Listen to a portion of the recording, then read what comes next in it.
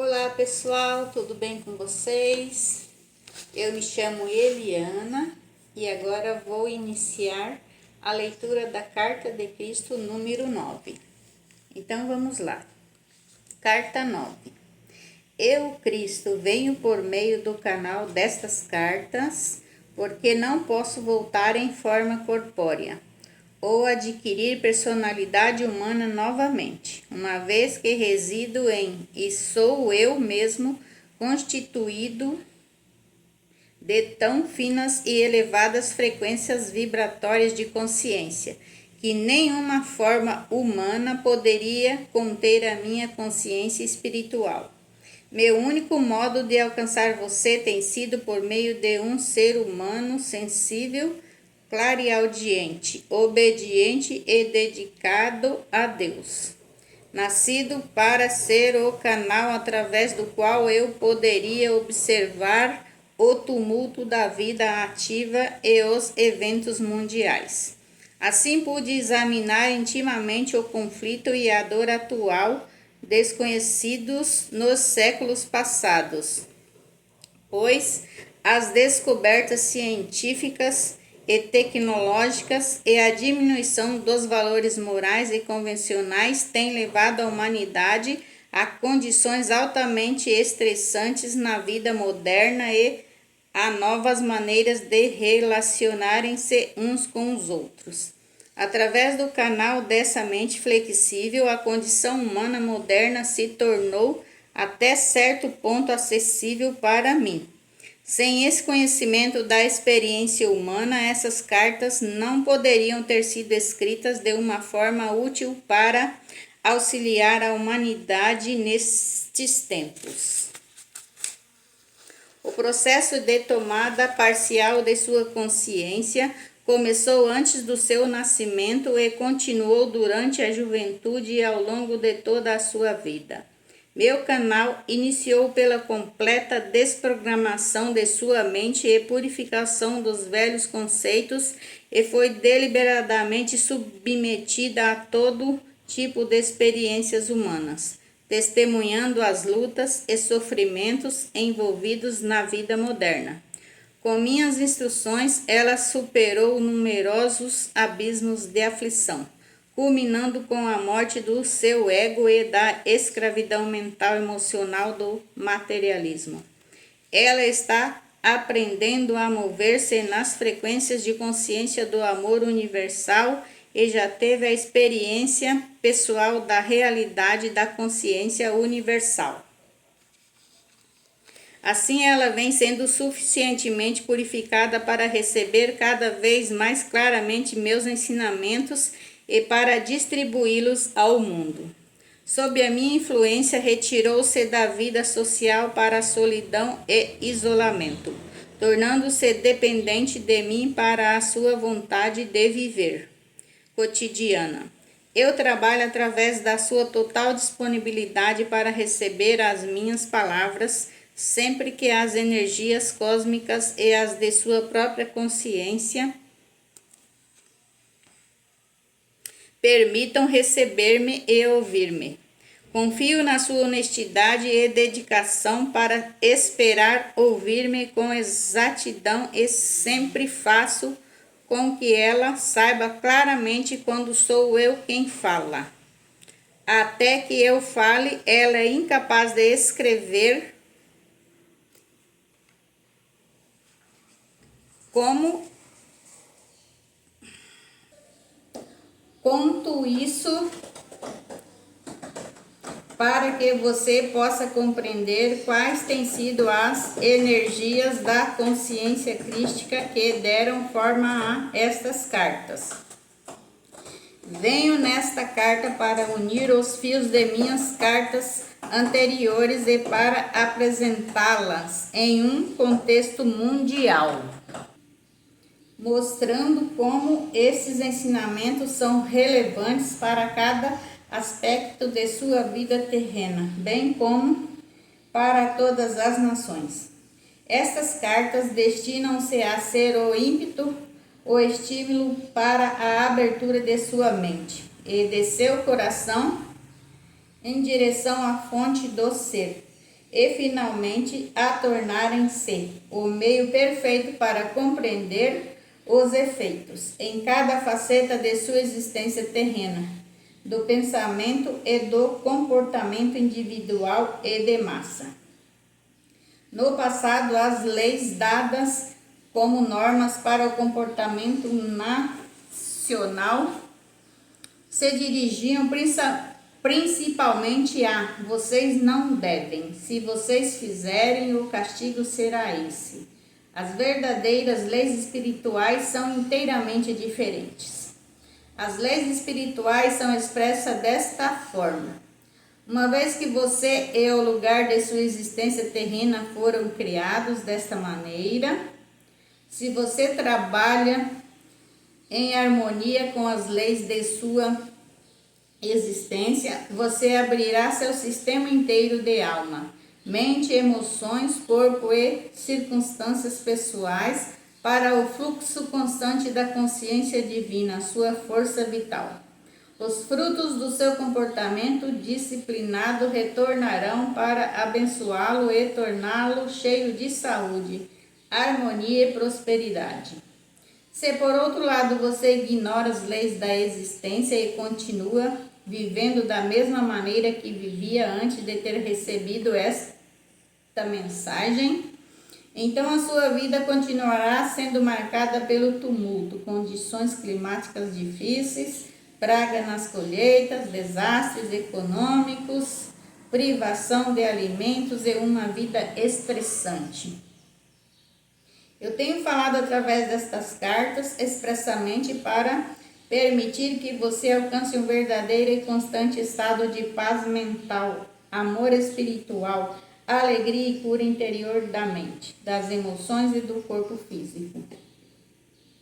Você já deve ter compreendido que este era também o único propósito que existia por trás da minha missão com as pessoas na Terra: mostrar como elas mesmas estavam criando a sua própria miséria. As igrejas cristãs vêm ensinando que você foi criado por Deus e deve adorar e agradecer a Deus, respeitando as suas leis. Mas isso não é verdade. Adorar a Deus é um rito pagão. Quando as pessoas adoram a Deus, o colocam em separado e acima delas, inalcançável e para ser temido.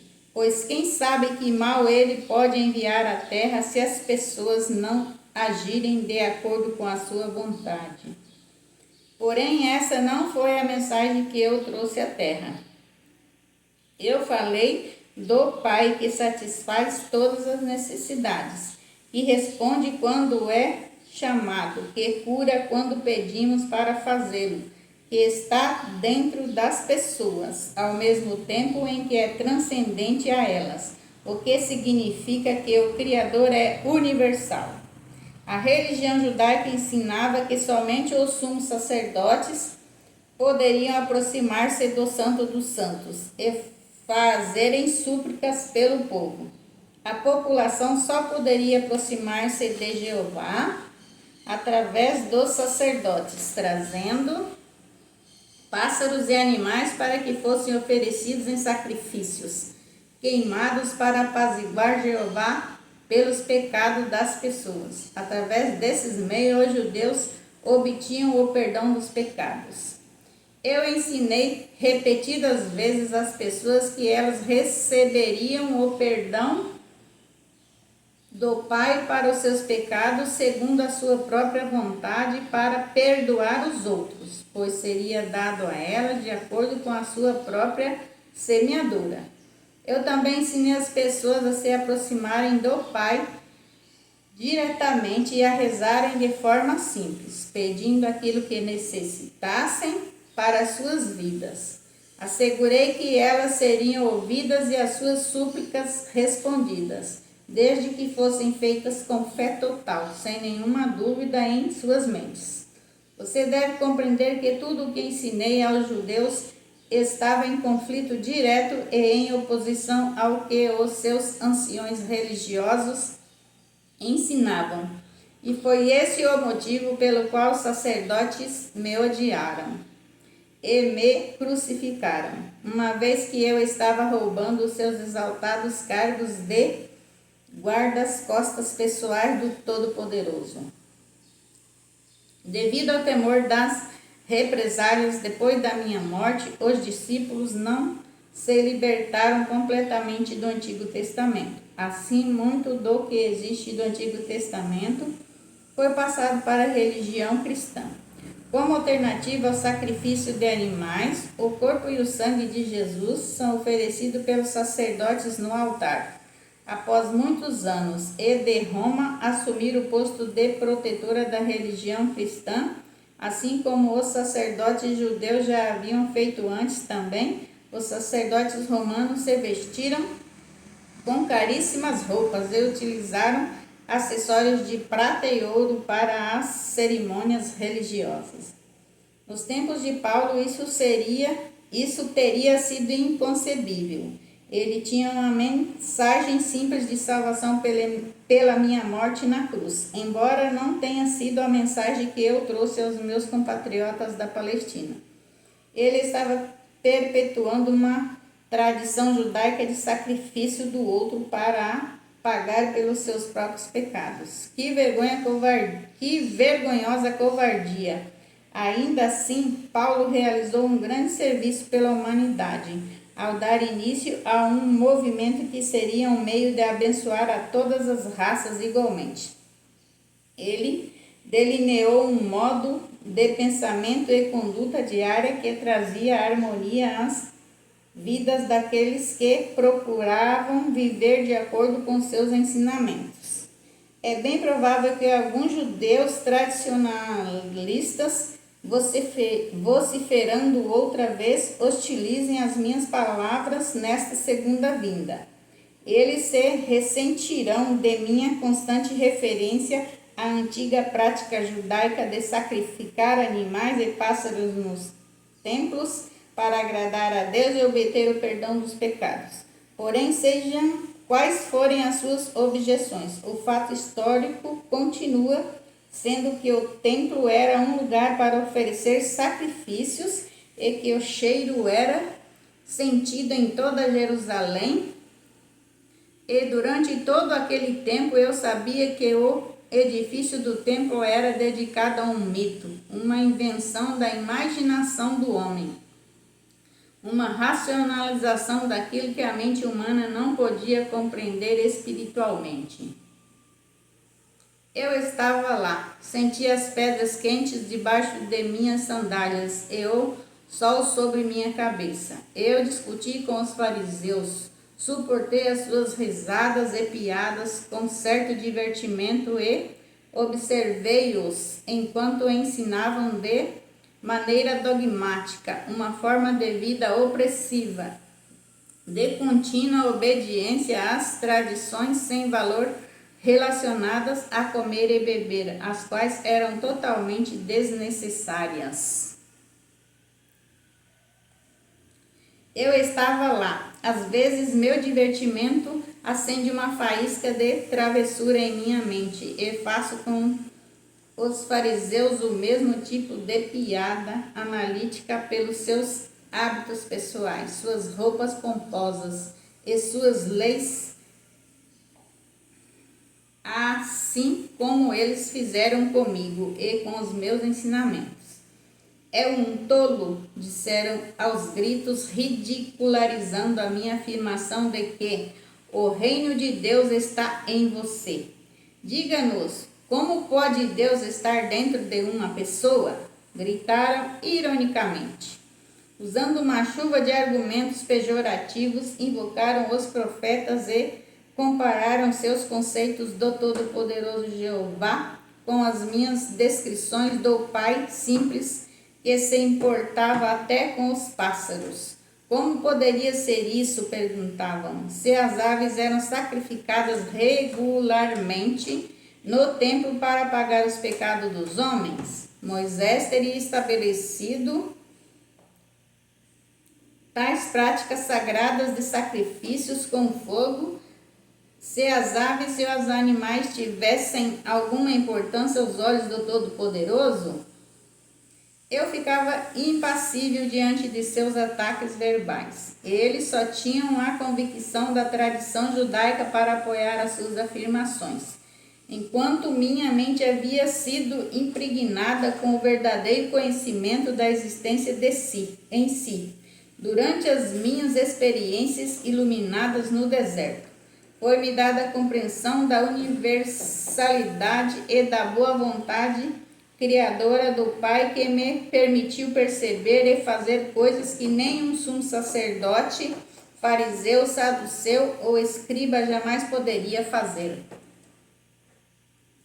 Uma vez que eu compreendi a natureza de nossa fonte do ser, poderia, com confiança, impor as mãos sobre um homem paralítico e levantá-lo, restituindo a sua plena saúde. Quem poderia comparar esses conhecimentos com as ridículas leis tradicionais dos sacerdotes? Os sacerdotes, os fariseus e todo o resto desses religiosos embusteiros sabiam que nenhum deles poderia fazer tais coisas e por essa razão odiaram-me. Quando desafiei sua autoridade, detestaram-me pela minha força diante da oposição e insultaram-me por atrair as multidões quando alguma cura era feita e ninguém poderia negar. Aí estava em plena luz do dia para que todos pudessem ver um ato de amor que os sacerdotes asseguravam que somente Deus poderia fazer. Portanto, eu deveria ser filho de Satanás. E ainda mais, não viam a cura como um ato de amor, mas como uma inexplicável blasfêmia e usurpação do papel de Deus. Acusaram-me de vangloriar-me dos meus poderes mágicos, mas não podiam dizer-me como eu havia adquirido tais poderes. E, portanto, decidiram que eu deveria ser um filho de Beelzebub. Agora que expliquei a situação, deve ficar claro para você que lê estas palavras, como era claro para mim naquele momento na Palestina que a hierarquia inteira do judaísmo era composta por homens autocentrados, confusos e cheios de autoimportância, que viveram unicamente de acordo com as normas e leis. Quando desafiados a usar suas mentes e seus cérebros, não puderam lidar com isso e caíram em espasmos emocionais de virulenta indignação. Era de se espantar que no momento em que fui levado ao conselho, mantivesse a tranquilidade e me negasse a comunicar com mentes tão obtusas. Sim, realmente estive ali na Palestina há 2000 anos. Vivi entre os homens e mulheres simples que haviam sido ensinados a temer Jeová de uma maneira muito real e que estavam obcecados com o pagamento dos sacrifícios na fogueira, para afastarem o castigo imposto pelos seus pecados. Eu fui criado e doutrinado no medo de Jeová, mas havia nascido para despertar os judeus do seu longo sono de mitos e falácias, para livrá-los de sua opressiva história de guerras e derramamento de sangue, de disputa e discussões da exigência de uma cabeça pela perda de um olho, do esconder e varrer para debaixo do tapete os pecados que não tinham importância se não fossem descobertos. E se fossem descobertos, então todo o peso da lei mosaica cairia sobre a cabeça do pecador sem compaixão ou misericórdia. Nem sequer um pensamento hesitante sobre as verdadeiras circunstâncias que envolviam a transgressão. Como eu havia nascido com a missão de abrir as mentes e os corações dos judeus à realidade que deu a eles vida e o ser desde pequeno, Rejeitei os ensinamentos judaicos. Algo profundo e secreto do meu instinto espiritual rebelava-se contra a antiquíssima intenção judaica de deixar que outro ser vivo carregasse a responsabilidade e pagasse o preço pela sua própria teimosia e pecado. Mais do que isso, eu não podia aceitar que um Deus que supostamente havia criado tal mundo maravilhoso se alegrasse com o sacrifício pelo fogo de parte de sua própria criação, a qual ele provia abundantemente. Era-me impossível ter respeito por tais crenças e práticas sem lógica. Depois da iluminação no deserto, cresceu apaixonadamente minha rejeição às tradições judaicas. Da mesma forma que vim como um corpo humano há 2000 anos para resgatar a nação judaica de um monumento de práticas religiosas artificiais, opressivas e inventadas pelos homens, venho agora através do canal destas cartas distribuídas no mundo inteiro. Venho para deixar absolutamente claro que a religião cristã de nenhuma forma reflete a minha verdadeira mensagem crística, nem como eu havia ensinado na Palestina, nem neste momento no qual as cartas provocarão a fúria e a condenação dos cristãos ortodoxos. A religião cristã, tal como se apresenta neste momento, é simplesmente uma miscelânea de pensamentos confusos proveniente das recordações seletivas dos meus discípulos, das conceituadas pregações de Paulo e de outros escritos antigos.